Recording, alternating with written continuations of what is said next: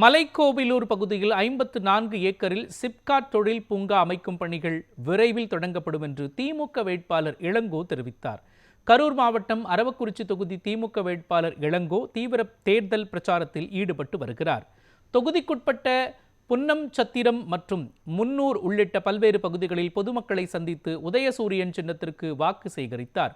பிரச்சாரத்தில் பேசிய அவர், அரவக்குறிச்சியில் கலை மற்றும் அறிவியல் கல்லூரி கொண்டு வரப்பட்டதும், நூலகம் அமைக்கும் பணிகள் மீண்டும் ஆட்சி அமைந்ததும் தொடங்கப்படும் என்றும் தெரிவித்தார். மலைக்கோவிலூர் பகுதியில் 54 ஏக்கரில் சிப்காட் தொழிற்பூங்கா அமைக்க அரசாணை வெளியிடப்பட்டு விரைவில் பணிகள் தொடங்கும் என்றும் கூறினார். இந்த தொகுதிக்கு பெற்றுத் தந்திருக்கிறேன். குறிப்பாக ஒரு அரசு கலை மற்றும் அறிவியல் கல்லூரியை அரவக்குறிச்சியிலே கொண்டு வந்த